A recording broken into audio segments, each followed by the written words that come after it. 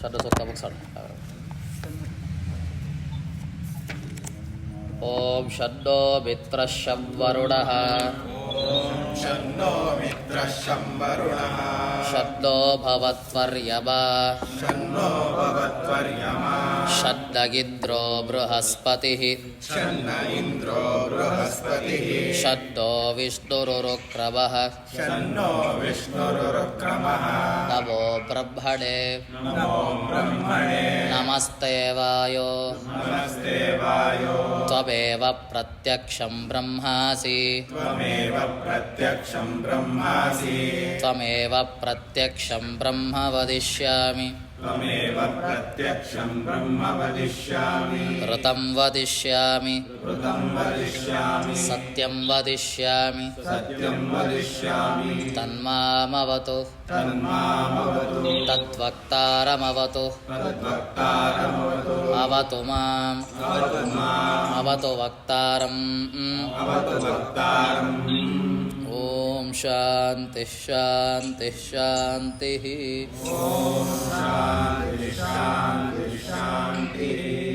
ಹರಿ ಓಂ. ವ್ಯಾಸಾಯ ಭವನಾಶಾಯ ಶ್ರೀಶಾಯ ಗುಣರಾಶಯೇ ಹೃದ್ಯಾಯ ಶುದ್ಧವಿದ್ಯಾಯ ಮಧ್ವಾಯ ಚ ನಮೋ ನಮಃ. ಅಪಾದಮೂಲಿಪರ್ಯಂತಂ ಗುರುಣಾಮಾಕೃತಿಂ ಸ್ಮರೇತ್ ತೇನ ವಿಘ್ನಾಃ ಪ್ರಣಶ್ಯಂತಿ ಸಿದ್ಧ್ಯಂತಿ ಚ ಮನೋರಥಾಃ. ಪೂಜ್ಯಾಯ ರಾಘವೇಂದ್ರಾಯ ಸತ್ಯಧರ್ಮರತಾಯ ಚ ಭಜತಾಂ ಕಲ್ಪವೃಕ್ಷಾಯ ನಮತಾಂ ಕಾಮಧೇನವೇ. ಮುಕೋಪಿ ಯತ್ ಪ್ರಸಾದೇನ ಮುಕುಂದ ಶಯನಾಯತೆ ರಾಜರಾಜಾಯತೆ ರಿಕ್ತೋ ರಾಘವೇಂದ್ರಂ ತಮಾಶ್ರಯೇ. ಶ್ರೀ ಗುರುಭ್ಯೋ ನಮಃ ಸರ್ವಗುರುಭ್ಯೋ ನಮಃ ಶ್ರೀ ಹರಿವಾಯುಭ್ಯಾಂ ನಮಃ. ಪ್ರಾರ್ಥನಾಂ ಸಮರ್ಪಯಾಮಿ. ಭಾಷ್ಯದ ಮಂಗಳ ಶ್ಲೋಕ ಒಟ್ಟಿಗೆ ಹೇಳ್ಬೋದಲ್ಲ. ದೇವಂ ನಾರಾಯಣಂ ನತ್ವಾ ಸರ್ವದೋಷ ವಿವರ್ಜಿತಂ ಪರಿಪೂರ್ಣಂ ಗುರುಂಶ್ಚಾನ್ ಗೀತಾರ್ಥಂ ವಕ್ಷ್ಯಾಮಿ ಲೇಷತಃ. ಸಮಸ್ತಗುಣಸಂಪೂರ್ಣಂ ಸರ್ವದೋಷವಿವರ್ಜಿತಂ ನಾರಾಯಣಂ ನಮಸ್ಕೃತ್ಯ ಗೀತಾ ತಾತ್ಪರ್ಯಮುಚ್ಯತೆ.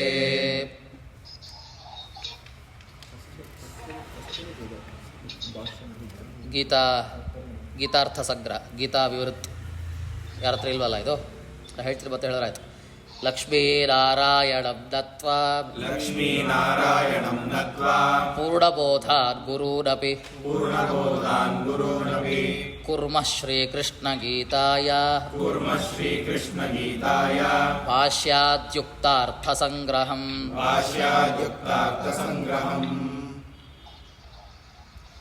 ಹೀಗೆ ನಿನ್ನೆಯ ದಿನದಿಂದ ಯಥಾಶಕ್ತಿ ಯಥಾಮತಿ ರಾಯರ ಗೀತಾರ್ಥ ಸಂಗ್ರಹ ಅಂದರೆ ಗೀತಾ ವಿವೃತ್ತಿಯ ಚಿಂತನೆಯೊಂದಿಗೆ ಆಚಾರ್ಯರ ಗೀತಾ ಭಾಷ್ಯ ಹಾಗೂ ಗೀತಾ ತಾತ್ಪರ್ಯದ ಚಿಂತನೆ ನಡೀತಾ ಇದೆ. ಮತ್ತು ಇವತ್ತಿನ ದ್ವಿತೀಯ ವಿಘ್ನದ ಪ್ರಾಸಂಗಿಕತನ ಇಲ್ಲದೆ, ದ್ವಿತೀಯ ವಿಘ್ನದ ಆಗದೆ ನಿರ್ವಿಘ್ನವಾಗಿ ನಡೆಸಿಕೊಡಲಿ, ನಿರ್ವಿಘ್ನವಾಗಿ ಇದನ್ನು ಪರಿಸಮಾಪ್ತಿಯನ್ನು ಮಾಡಲಿ ಅಂತ ಗಣಪತ್ಯಂತರ್ಗತ ಪ್ರಣಸ್ಥ ವಿಶ್ವಂಭರರೂಪಿ ಪರಮಾತ್ಮನಿಗೆ ಪ್ರಾರ್ಥನೆಗಳನ್ನು ಸಲ್ಲಿಸ್ತಾ ಮತ್ತು ಇವತ್ತು ಯಥಾಶಕ್ತಿ ಷಣ್ಣಸೂಕ್ತದಿಂದ ಮತ್ತು ಮಂಗಳಾಚರಣೆಯಾದ ಚಿಂತನೆಯನ್ನು ಮಾಡೋಣ. ನಿನ್ನೆ ದಿನ ಮಹಾಭಾರತದ ತತ್ವ ನಿದರ್ಶನದ ಸೂಕ್ತವಾದಂತಹ ಯಾವ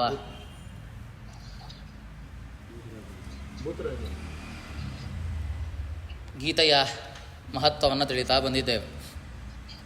ವಿಶೇಷವಾಗಿ ಗಂಗಾ ಅವತರಣ ದಿನದ ನಮ್ಮ ಭಾಷ್ಯದ ಪ್ರಾರಂಭ ತತ್ವಜಿಜ್ಞಾಸೆ ನಮ್ಮಲ್ಲಿ ನಡೀತಾ ಇದೆ.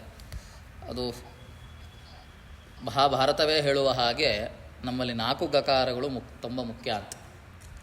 ಯಾವುದು ಆ 4 ಗಕಾರಗಳು ಅಂತಂದರೆ ಗೀತಾ, ಗಂಗಾ ಚ ಗಾಯತ್ರಿ, ಗೋವಿಂದೇತಿ ಹೃದಯ ಸ್ಥಿತಃ ಚತುರ್ಗಕಾರ ಸಂಯುಕ್ತೆ ಪುನರ್ಜನ್ಮ ನ ವಿದ್ಯತೆ ಅಂತ ಮಹಾಭಾರತ ಹೇಳ್ತದೆ.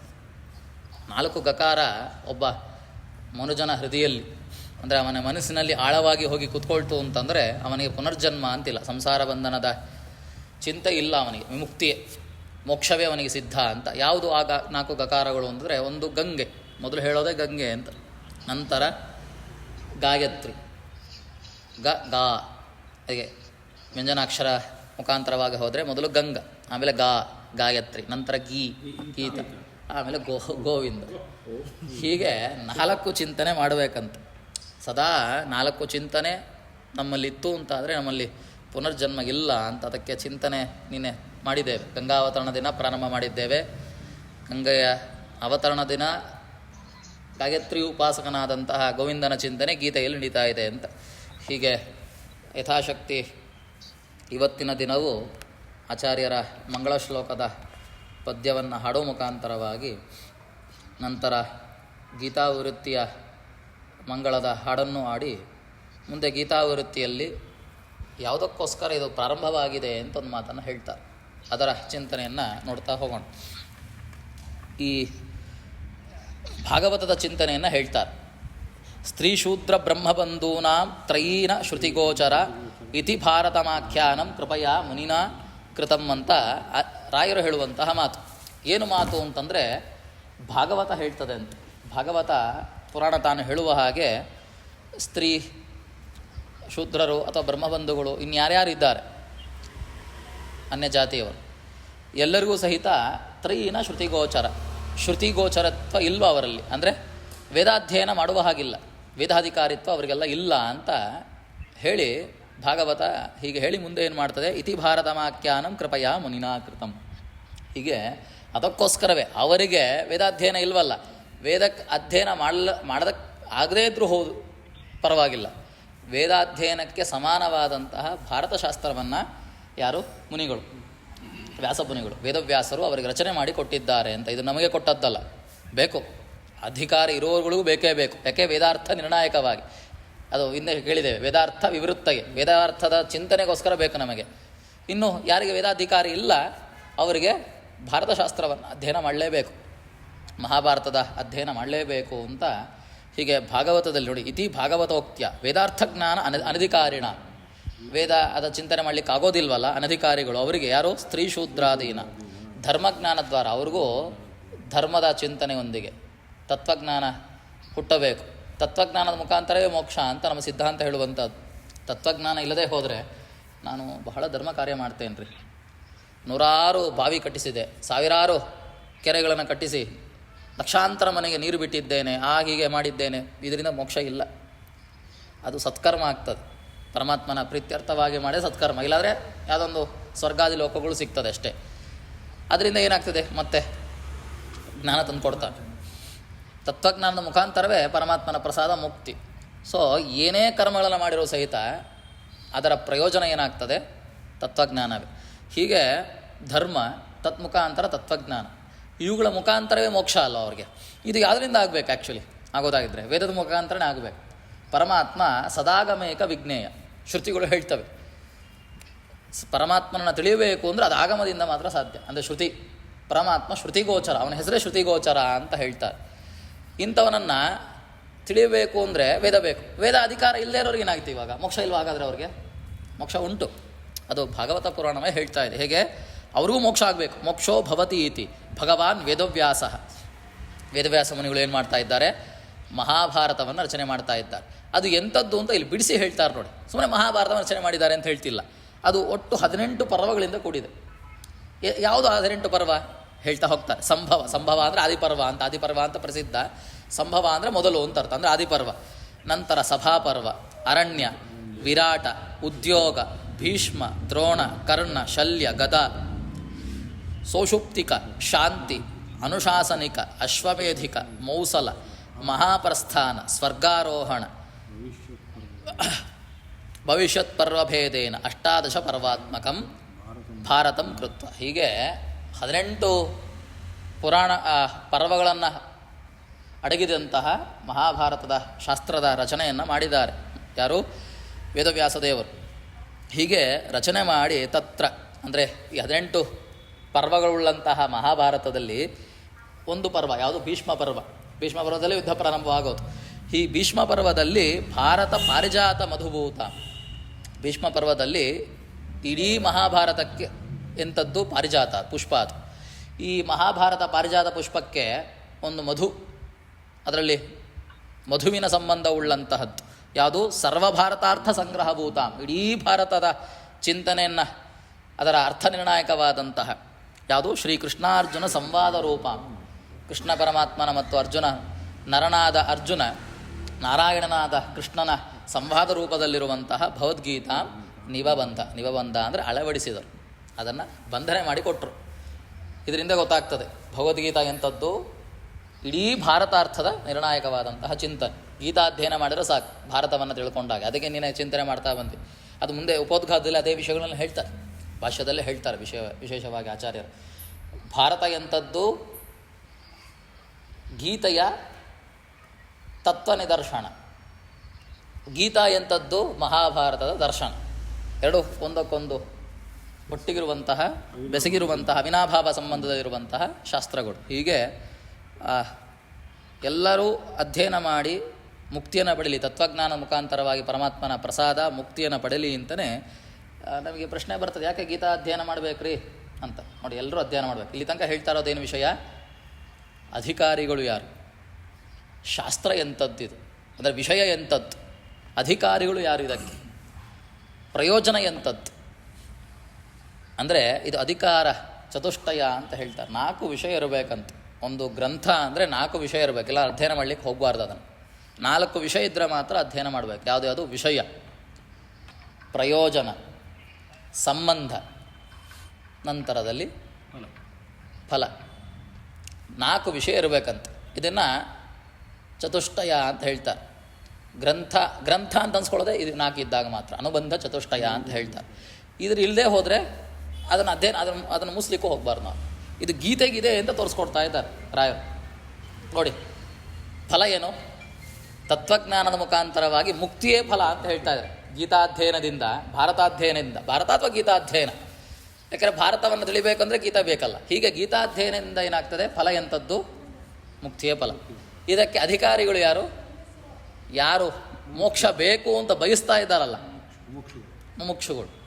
ಮೋಕ್ಷವನ್ನು ಬಯಸುವಂಥವರೇ ಮುಮುಕ್ಷು ಅಂತ ಅದು ಸಂಸ್ಕೃತ ಪದ. ಅಂದರೆ ಮೋಕ್ಷವನ್ನು ಬಯಸುವಂಥವರು. ಅವರಿಗೇನು ಫಲ ಹೇಳಿ? ಮುಕ್ತಿಯೇ ಫಲ. ಸಂಸಾರ ಬಂಧನದಿಂದ ವಿಮುಕ್ತಿಯೇ ಫಲ. ಅವರಿಗದು ಬೇಕು. ಅವರಿಗದು ಬೇಕು ಅಂತ ಆದರೆ ಅದನ್ನು ಅಧ್ಯಯನ ಮಾಡಲಿಕ್ಕೆ ಹೋಗ್ತಾರೆ. ಗುರುಮುಖೆಯನ್ನು ಉಪದೇಶ ಪಡೆದು ಮುಕ್ತಿಯನ್ನು ಪಡಿತಾರೆ. ಅದರ ಚಿಂತನೆ ಮಾಡ್ತಾ ಮುಕ್ತಿಯನ್ನು ಪಡಿತಾರೆ. ವಿಷಯ ಏನು ರೀ ಹಾಗಾದರೆ? ಏನು ವಿಷಯ ಇದರಲ್ಲಿ? ಪರಮಾತ್ಮನೇ ವಿಷಯ. ಸರ್ವೋತ್ತಮನಾದಂತಹ ಇದಕ್ಕೆ ವಿಷಯ ಆದವ ಯಾರು? ಪರಮಾತ್ಮ. ಅದನ್ನು ಮೊದಲ ಶ್ಲೋಕದಲ್ಲೇ ಭಾಷ್ಯದಲ್ಲಿ ಹೇಳ್ತಾರೆ. ಅದನ್ನೇ ಮುಂದೆ ನೋಡೋಣ ಹೇಗೆ ಅಂತ.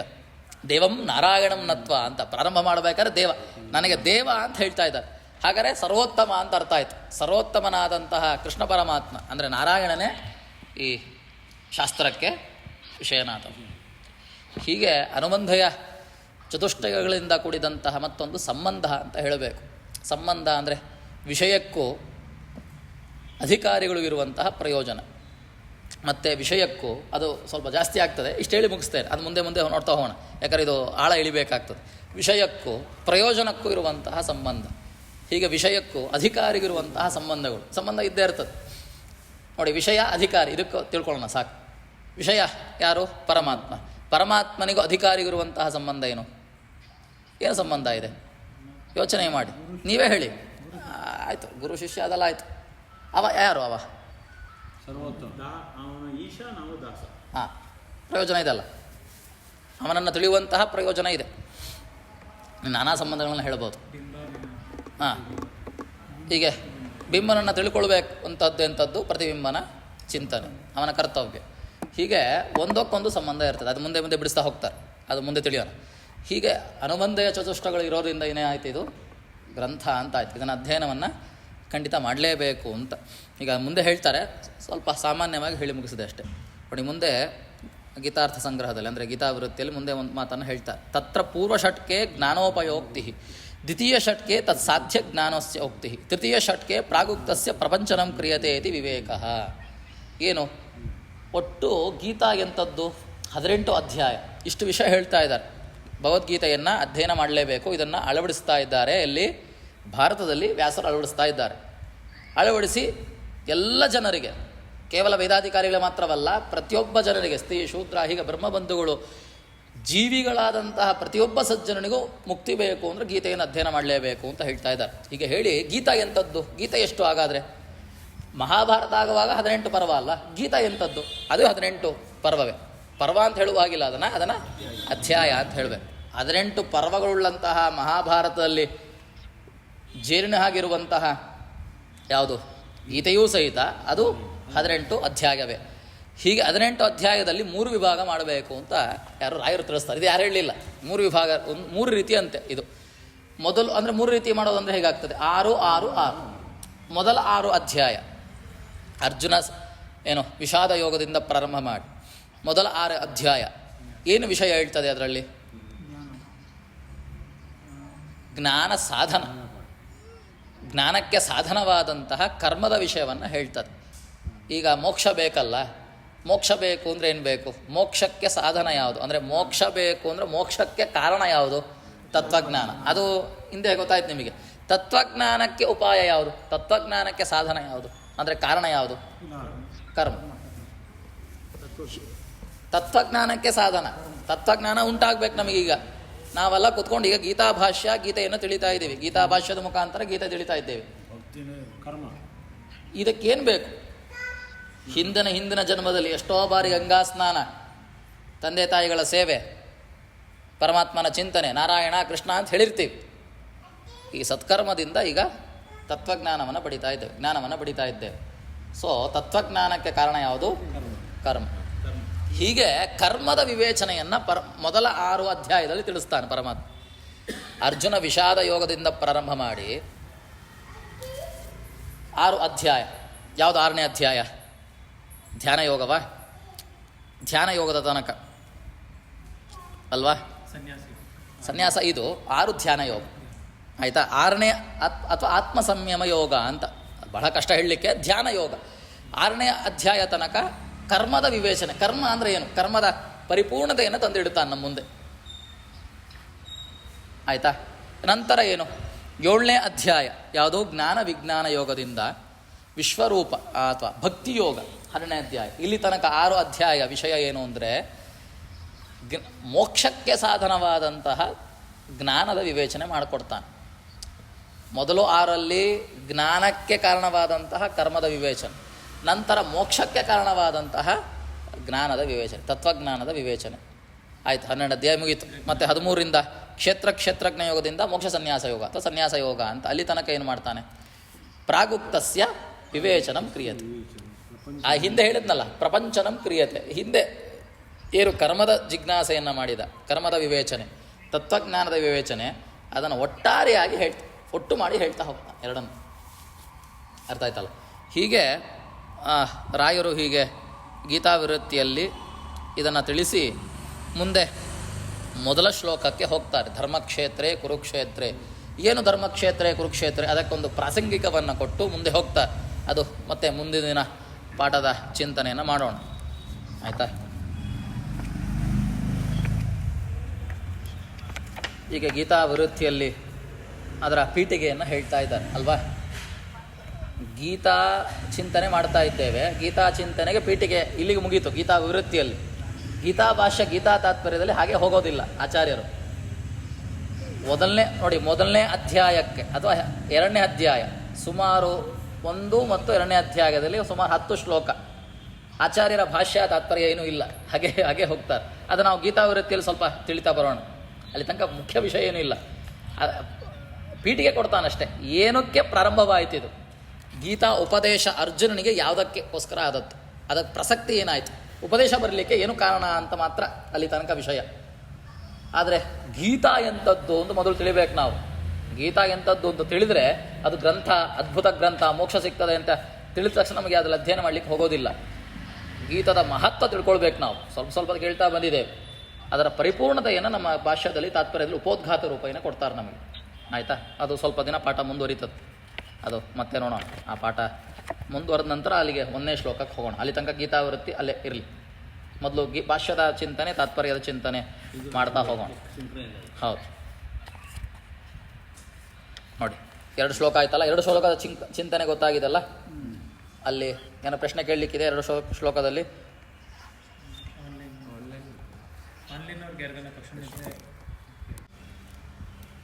ಹೀಗೆ 2 ಶ್ಲೋಕಗಳಿದ್ದ. ಆದರೆ ಗೀತಾ ಭಾಷ್ಯದ ದೇವಂ ನಾರಾಯಣಂ ನತ್ವಾ ಸರ್ವದೋಷ ವಿವರ್ಜಿತಂ ಪರಿಪೂರ್ಣಂ ಗುರುಂಶ್ಚ ಗೀತಾರ್ಥಂ ವಕ್ಷ್ಯಾಮಿ ಲೇಷತಃ ಮತ್ತು ತಾತ್ಪರ್ಯದ ಸಮಸ್ತ ಗುಣ ಸಂಪೂರ್ಣಂ ಸರ್ವದೋಷ ವಿವರ್ಜಿತಂ ನಾರಾಯಣಂ ನಮಸ್ಕೃತ್ಯ ಗೀತಾ ತಾತ್ಪರ್ಯ ಮುಚ್ಚತೆ ಅಂತ 2 ಭಾಷ್ಯ ಮತ್ತು ತಾತ್ಪರ್ಯದ ಮಂಗಳ ಶ್ಲೋಕದಿಂದ ಪರಮಾತ್ಮನೇ ನನಗೆ ಅತ್ಯಂತ ಪ್ರಿಯ, ನನಗೆ ಪ್ರೇಮಾಸ್ಪದನಾದಂತಹ ದೇವತೆ, ಸರ್ವೋತ್ತಮನಾದವ, ಹೀಗೆ ಎಲ್ಲ ದೋಷದಿಂದ ದೂರನಾದವ, ಸಮಸ್ತ ಸದ್ಗುಣಗಳಿಂದ ಪರಿಪೂರ್ಣನಾದಂತಹ ಪರಮಾತ್ಮನಿಗೆ ನಮಸ್ಕಾರ ಅಂತ ಹೇಳಿ ಈಗ ಶಿಷ್ಟಾಚಾರ ಪರಂಪರಾ ಪ್ರಾಪ್ತವಾದಂತಹ ಮಂಗಳಾಚರಣೆಯನ್ನು ಹಾಡಿ ಉಪೋದ್ಘಾತ ರೂಪೇಣ ಗೀತೆಗೆ ಪ್ರಾಮಾಣ್ಯದ ಸಮರ್ಥನೆ ಮಾಡಲಿಕ್ಕೆ ಹೋಗ್ತಾರೆ.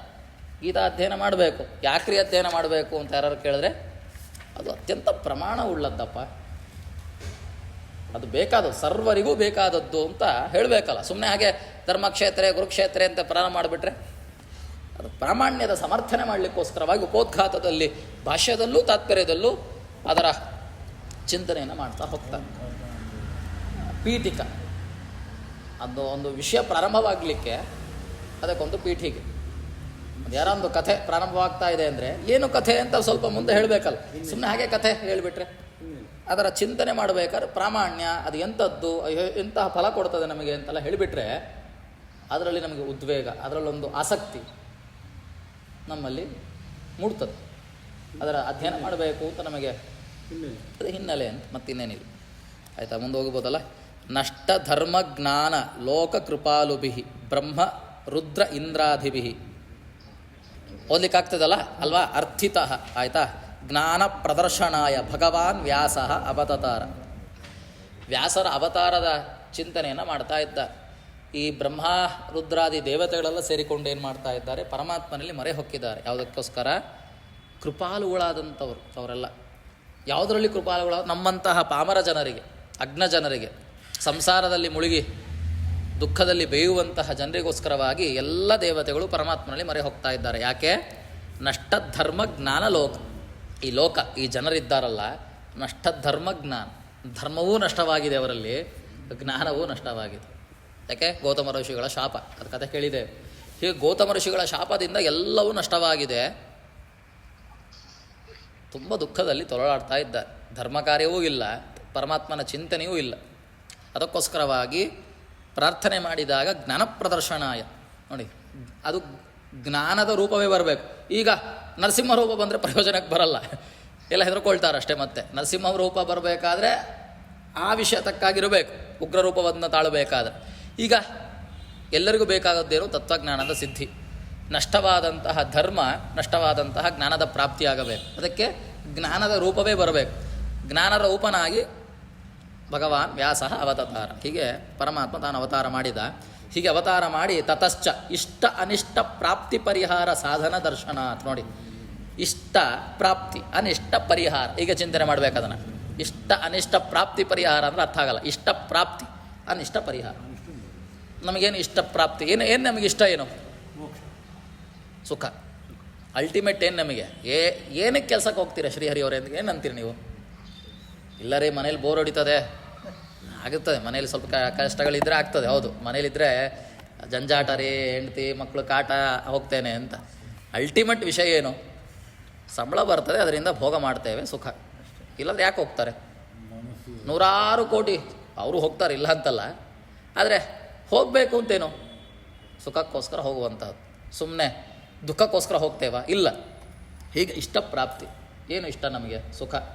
ದೇವತೆಗಳಿಗಾಗುವಾಗ ಪರಮ ಭಾಗವತರ ಉತ್ತಮರಾದಂತಹ ಬ್ರಹ್ಮವಾಯುಗಳಿಗೆಲ್ಲ ಪರಮಾತ್ಮನೇ ಇಷ್ಟ. ನಮಗೆ ಪರಮಾತ್ಮ ಇಷ್ಟ ಅಲ್ಲ ಅಲ್ವಾ? ಯಾರು ಹೇಳ್ತಾರ? ಇಷ್ಟ ಅಂದರೆ ಸಂತೋಷನೇ. ಹಾಗಾಗಬೇಕು ನಾವು, ಹಾಗೆ ಆಗಬೇಕು.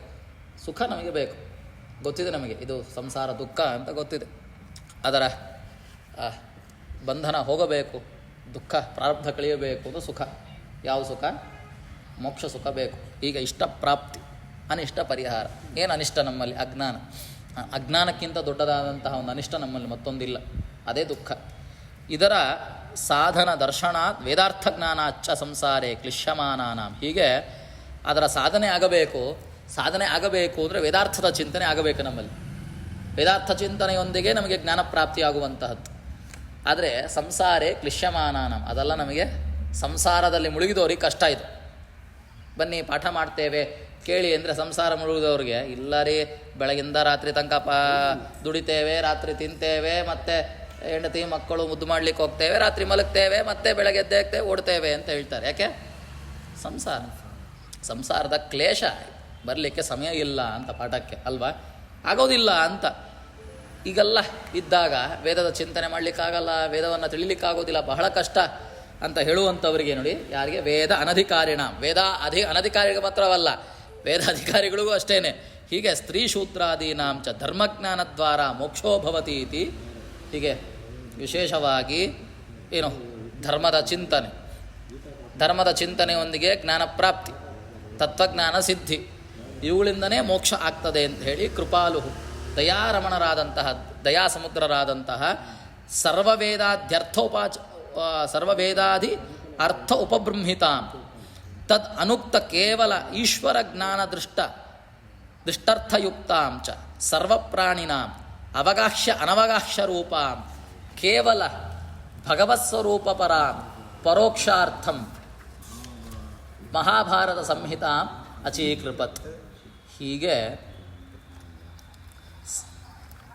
ಇದೆಲ್ಲ ಸ್ತ್ರೀ ಶೂದ್ರಾದಿಗಳು ಅಥವಾ ವೇದಾಧಿಕಾರಿಗಳು, ವೇದ ಅನಧಿಕಾರಿಗಳು ಎಲ್ಲರಿಗೂ ಸಹಿತ ಆ ಒಂದು ಪ್ರಯೋಜನ ಪಡೆಯಬೇಕಾಗಿದೆ.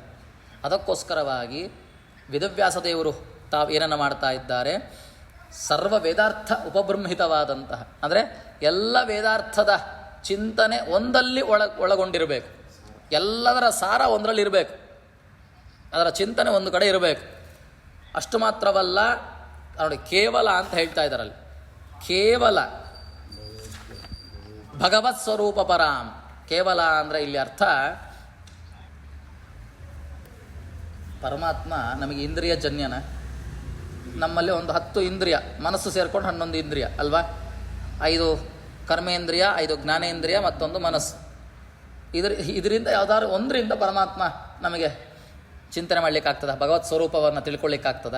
ಅದಕ್ಕೆ ಕೇವಲ ಅಂತ ಹೇಳ್ತಾರೆ. ಪರಮಾತ್ಮ ಎಂಥವ ಅಂದರೆ ಕೇವಲ ಅವ. ಕೇವಲ ಅಂದರೆ ಇಂದ್ರಿಯ ಜನ್ಯನಲ್ಲ ಅವ ಅತೀಂದ್ರಿಯ, ಅವ ನಮ್ಮ ಇಂದ್ರಿಯಕ್ಕೆ ಗೋಚರನಲ್ಲ. ಹೀಗೆ ಅವನ ಗೋಚರ ಆಗಬೇಕು, ಇದರಿಂದನೇ ಮೋಕ್ಷ, ಅವನ ಪ್ರಸಾದದಿಂದನೇ ಮೋಕ್ಷ. ಅಂದರೆ ಅವನ ಜನ್ಯ, ಅವನ ಚಿಂತನೆ ನಮಗೆ ಆಗಬೇಕು ಮೊದಲು. ಇದಕ್ಕೋಸ್ಕರವಾಗಿ ಬಹಳ ಗೂಢಾರ್ಥಗಳಿಂದ ಕೂಡಿದಂತಹ ಮಹಾಭಾರತ ಸುಮ್ಮನೆ ಅಲ್ಲ, ದಶಾರ್ಥ ಅಂತ ಹೇಳಿದ್ರು ಹಿಂದೆ, ಅದ್ರ ಮುಂದೆ ಹೇಳ್ತಾರೆ ಎಷ್ಟೆಷ್ಟು ಅರ್ಥಗಳು ಎಂಥದ್ದು ಅಂತ ಹೇಳ್ತಾರೆ. ಹೀಗೆ ಅದನ್ನು ಪರಿಪೂರ್ಣವಾಗಿ ತಿಳಿಲಿಕ್ಕೆ ಯೋಗ್ಯ ಆಗೋದಿಲ್ಲ. ಪರಮಾತ್ಮನ ತಿಳಿಲಿಕ್ಕಾಗ್ತದ? ಇಲ್ಲ, ಇಂದ್ರಿಯ ಗೋಚರನಲ್ಲ. ಇಂದ್ರಿಯ ಗೋಚರ ಅಲ್ಲದೇ ಇರುವಂತಹ ಒಂದು ವಿಷಯವನ್ನು ಇಂದ್ರಿಯ ಗೋಚರ ಮಾಡಬೇಕು ಅಂದರೆ ಕಷ್ಟ ಅಲ್ಲ, ಅದು ಗೂಢಾರ್ಥ. ಆದರೂ ಸಹಿತ ಒಂದು ಕಡೆ ಇಡ್ತಾ ಇದ್ದಾರೆ, ಎಲ್ಲದರ ಚಿಂತನೆ, ಅದು ವೇದದಿಂದ ತಿಳಿಬೇಕಲ್ಲ ಅವನಲ್ಲ, ಆ ವೇದದ ಅರ್ಥ ಒಂದು ಕಡೆ ಇಡ್ತಾ ಇದ್ದಾರೆ ಗೂಢವಾಗಿ. ಎಲ್ಲಿ? ಮಹಾಭಾರತ ಸಂಹಿತಾಂ ಅಚೀಕೃಪತ್. ಹೀಗೆ ಪೂರ್ಣವಾಗಿ ತಿಳಿಲಿಕ್ಕಾಗದೇ ಹೋದರೂ ಸಹಿತ ಅವರವರ ಯೋಗ್ಯತೆಗೆ ಸರಳವಾಗಿ ತಿಳಿಯುವ ಹಾಗೆ, ಅದು ಅರ್ಥ ಚಿಂತನೆ ಮಾಡುವ ಹಾಗೆ ಮುಖ್ಯ ಆ ಪರಮಾತ್ಮನ ಸ್ವರೂಪವನ್ನು ತಿಳಿಸಲಿಕ್ಕೋಸ್ಕರವೇ ನೋಡಿ ಪರೋಕ್ಷಾರ್ಥಂ. ಅಪರೋಕ್ಷಾರ್ಥ ಅಂತ ಹೇಳಿಲ್ಲ, ಅಪರೋಕ್ಷ ಅಂದರೆ ಸಾಕ್ಷಾತ್ತಾಗಿ ಕಣ್ಣಿಗೆ ಕಾಣುವ ಹಾಗೆ ಅಂತ. ಪರೋಕ್ಷಾರ್ಥ ಅಂದರೆ ಕಾಣದ ಹಾಗೆ, ನಮಗೆ ಕಾಣ್ತಾ ಇಲ್ಲ. ಪರಮಾತ್ಮನ ಅಪರೋಕ್ಷ ಜ್ಞಾನ ನಮಗಿನ್ನೂ ಆಗಲಿಲ್ಲ, ಆದರೆ ಪರೋಕ್ಷ ಜ್ಞಾನ ಬೇಕಲ್ಲ ಮೊದಲು. ಅದಕ್ಕೆ ನೋಡಿ, ಅಪರೋಕ್ಷ ಜ್ಞಾನ ಆಗಬೇಕು ಅಂದರೆ ಮೊದಲು ಪರೋಕ್ಷ ಜ್ಞಾನ ಬೇಕು, ಅದೇ ತತ್ವಜ್ಞಾನ, ಮತ್ತಿನ್ನೇನಿಲ್ಲ. ತತ್ವಜ್ಞಾನ ಅದೇ ಪರೋಕ್ಷಾರ್ಥ ಅಂದರೆ ತತ್ವಜ್ಞಾನದ ಸಿದ್ಧಿಗೋಸ್ಕರವಾಗಿ ಮಹಾಭಾರತ ಸಂಹಿತ ಮಚೀಕೃಪತ್. ಹೀಗೆ ಅದರ ಮಹಾಭಾರತದ ಸಂಹಿತೆ, ಅದು ದೊಡ್ಡ ಸಂಹಿತೆ, ಅದು ಸುಮ್ಮನೆ ಅಲ್ಲ. ಸಾಕ್ಷಾತ್ ಪಂಚಮ ವೇದಕ್ಕೆ ಸಮಾನವಾದದ್ದು. ದೇವತೆಗಳು ಅದನ್ನು ಒಳಹೊಕ್ಕಿ ತಕ್ಕಡಿ ಹಿಡಿದು ನೋಡಿದಾಗ ವೇದಕ್ಕಿಂತಲೂ ಮುಗಿಲಾದದ್ದು ಅಂತ ಚಿಂತನೆ ಮಾಡಿದ್ದಾರೆ. ಇದನ್ನು ಭಗವತ್ ಸ್ವರೂಪರಾದಂತಹ ವೇದವ್ಯಾಸ ದೇವರು ನಮಗೆ ಪ್ರತಿಪಾದನೆ ಮಾಡಿ ಕೊಟ್ಟಿದ್ದಾರೆ ಅಂತ ಒಂದು ರೀತಿಯಲ್ಲಿ ಮಹಾಭಾರತದ ನೋಡಿ. ಹೀಗೆ ಹೇಳಿದಾಗ ಏನಾಗ್ತದೆ, ಮಹಾಭಾರತ ಅಂದರೆ ನಮಗೆ ಉತ್ತಮವಾದಂತಹ ಪರಮಾತ್ಮನ ತತ್ವಜ್ಞಾನದ ಸಿದ್ಧಿಗೋಸ್ಕರ ಹೊರಟಿರೋದು ಅಂತ ಒಂದು ವಿಷಯ ವಿವೇಚನೆ ಆಗ್ತದೆ. ಹೀಗೆ ಅದರ ಪ್ರಾಮಾಣ್ಯದ ಸಮರ್ಥನೆ ಮಾಡ್ತಾ ಮುಂದೆ ಎಂಥದ್ದು ಮಹಾಭಾರತ ಈಗ ಹೇಳಿದ್ರಲ್ಲ ವಿಷಯ, ಅದು ಸುಮ್ಮನೆ ಹೇಳ್ತಾ ಇಲ್ಲ ನೋಡಿ. ಇದು ಆಚಾರ್ಯರ ವೈಶಿಷ್ಟ್ಯ. ಇದು ನೋಡಿ, ಇದು ಹೇಳಿದ್ದು ಆಚಾರ್ಯರೇ, ಇವ್ರ ಮಾತು ನಾವ್ಯಾಕ್ರಿ ಕೇಳಬೇಕು? ಇವಾಗ ನೀವು ಓದಿದ್ದಿದೆಯಲ್ಲ, ನಷ್ಟ ಧರ್ಮ ಜ್ಞಾನ ಲೋಕ ಕೃಪಾಲುಭಿಹಿ, ಇದು ಬರೆದದ್ದು ಯಾರು? ನಿಮ್ಮ ಆಚಾರೋ. ನಿಮ್ಮ ಮಾತು ನಾವೇ ಕೇಳಬೇಕು? ಹಾಗಿಲ್ವೇ ಇಲ್ಲ. ಈ ಯಾವ ವಿಷಯವನ್ನು ಒಂದೇ ಒಂದು ಅಕ್ಷರವನ್ನು ಆಚಾರ್ಯರು ಸ್ವಂತಿಕೆಯಾಗಿ ಹೇಳೋದಿಲ್ಲ. ಹೇಳಲಿಕ್ಕೆ ಯೋಗ್ಯರವರೇ ಜೀವೋತ್ತಮರು, ಆದರೆ ಹೇಳೋದಿಲ್ಲ. ಅದಕ್ಕೆ ಕೋಟಿಂಗ್ ಕೊಡ್ತಾರೆ. ಅದಕ್ಕೆ ನಾನು ಹೇಳ್ತಿಲ್ಲ, ಇದನ್ನು ಸಕಲ ಪುರಾಣಗಳು ಸರ್ವಶಾಸ್ತ್ರಗಳು ಹೇಳ್ತದೆ ಅಂತ. ಅದರ ಚಿಂತನೆ ಮುಂದಿನ ದಿನದಲ್ಲಿ ಇಂದ ಮಾಡೋಣ, ಆಯಿತಾ? ತಚ್ಚ ಉಕ್ತಂ ಅಂತ ಶುರುವಾಗ್ತದೆ. ಲೋಕೇಶ ಬ್ರಹ್ಮರುದ್ರಾದ್ಯಾ ಸಂಸಾರೇ ಕ್ಲೇಶಿನಾಂ ಜನಂ ವೇದಾರ್ಥ ಜ್ಞಾನಮಧಿಕಾರ ವರ್ಜಿತಂ ಚ ಸ್ತ್ರೀಯಾಧಿಕಂ. ಹೀಗೆ ಏನು ವಿಷಯ ಹೇಳ್ತಾ ಇದ್ದಾರಲ್ಲ, ಅದೆಲ್ಲ ಪುರಾಣಗಳಲ್ಲಿ ಶಾಸ್ತ್ರಗಳಲ್ಲಿ ಬಂದಂತಹ ವಿಷಯವನ್ನು ಹೇಳ್ತಾ ಇರೋದು. ಸ್ವತಂತ್ರವಾಗಿ ಅದನ್ನು ಹೇಳ್ತಾ ಇಲ್ಲ. ಅದನ್ನು ಪ್ರತಿಯೊಂದರಲ್ಲಿ ವಿಷಯದಲ್ಲೂ ಅದನ್ನು ಮೆಲುಕು ಹಾಕಿ ಹೇಳ್ತಾ ಹೋಗ್ತಾರೆ, ಆಯಿತಾ? ಆಯ್ತು, ಇವತ್ತಿಗೆ ಇಲ್ಲಿಗೆ ಸಾಕು ಪಾಠ. ಮತ್ತು ನಾಳೆಯಿಂದ ಮುಂದುವರ್ಸೋಣ. ಅವಗಾಹ್ಯ ನವಗಾಹ್ಯ ರೂಪಂ